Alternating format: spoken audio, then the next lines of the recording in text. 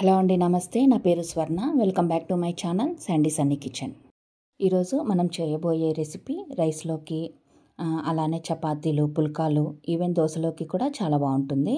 ఒక మంచి కాంబినేషన్. తప్పకుండా చేయాల్సిన రెసిపీ అదే పచ్చి అలసందలు ఆలూ కర్రీ. ఇక ఆలస్యం చేయకుండా వెంటనే రెసిపీలోకి వెళ్ళిపోదాం. దీనికోసం ముందుగా ఆలూని కట్ చేసుకొని ఇలా వాటర్లో ఉంచుకోవాలి. నేను ఇక్కడ పచ్చి అలసందలు తీసుకున్నాను. ఒకవేళ మీకు ఇవి అవైలబుల్ లేకపోతే ఎండువైనా తీసుకోవచ్చు. వాటిని నైట్ అంతా నానబెట్టుకోవాలి. ఇక మసాలా ప్రిపేర్ చేసుకుందాము. మసాలా కోసం ముందుగా ఒక మిక్సీ జార్ తీసుకొని అందులోకి ఎండు కొబ్బరి, పచ్చి కొబ్బరి కూడా వేసుకోవచ్చు, కొద్దిగా ఎండు కొబ్బరి, అల్లం, అలానే వెల్లుల్లి, కొద్దిగా చెక్క, లవంగ, ముందుగా వీటిని కోర్సుగా గ్రైండ్ చేసుకోవాలి.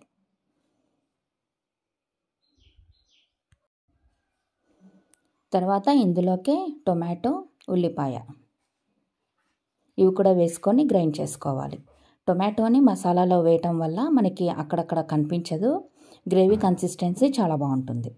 ఇలా ఒకసారి ట్రై చేయండి. మనకి మసాలా కన్సిస్టెన్సీ ఇలా ఉండాలి.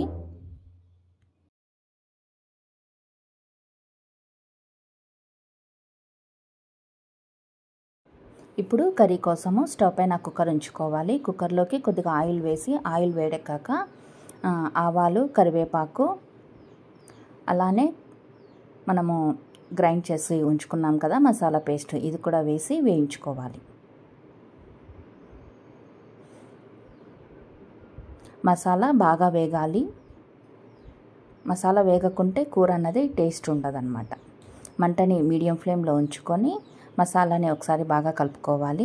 ఇందులోకి ఇప్పుడు మన టేస్ట్కి తగ్గట్టుగా కొద్దిగా పసుపు, అలానే కారం, ధనియా పౌడరు, ఉప్పు, వీటన్నిటిని వేసుకొని మంటని మీడియం ఫ్లేమ్లో ఉంచుకొని మధ్య మధ్యలో కలుపుకుంటూ మసాలాని వేయించుకోవాలి. మనము ఉల్లిపాయ అలానే టొమాటో వేయటం వల్ల మనకి మసాలా అన్నది కొద్దిగా నీళ్ళలాగా ఉంటుంది కదా. ఆ వాటర్ కన్సిస్టెన్సీ అంతా పోయి మనకి మసాలా అన్నది ముద్దలాగా తయారయ్యే వరకు మనము వేయించుకోవాలి. మంటని మీడియం ఫ్లేమ్లో ఉంచుకొని మూత పెట్టుకుంటూ మధ్య మధ్యలో కలుపుకుంటూ వేయించుకోవాలి. చక్కగా మసాలా అన్నది కలర్ చేంజ్ అవ్వాలి. ఇంకొద్దిసేపు వేగితే ఇది అడుగంటినట్లుంటుంది. ఎందుకంటే మనం ఇందులో కొబ్బరి వేసాం కాబట్టి ఇలా కలుపుకుంటూ వేయించుకోవాలి. మసాలా ఎంత చక్కగా వేగితే మనకి కూర అన్నది అంత టేస్ట్ బాగుంటుంది. చూడండి, ఇలా ఆయిల్ అన్నది పైకి తేలాలి. మసాలా అంతా దగ్గర పడే వరకు వేయించుకోవాలి.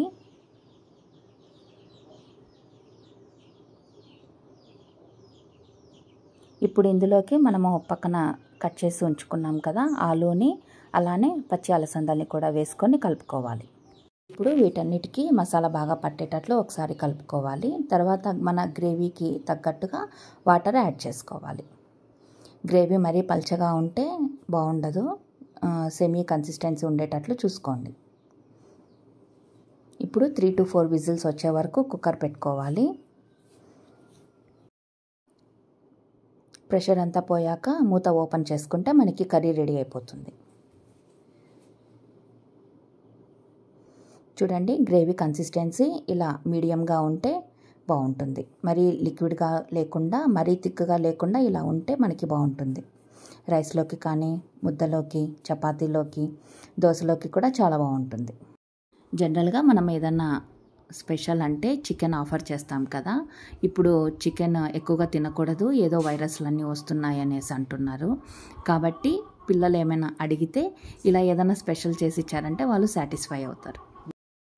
తప్పకుండా ట్రై చేయండి. ఎలా వచ్చిందో కామెంట్ సెక్షన్లో నాతో షేర్ చేసుకోండి. వీడియో కనుక నచ్చినట్లయితే లైక్ చేయండి, షేర్ చేయండి, సబ్స్క్రైబ్ చేయండి. Sandy Sunny kitchen. Thanks for watching. Thanks for your time.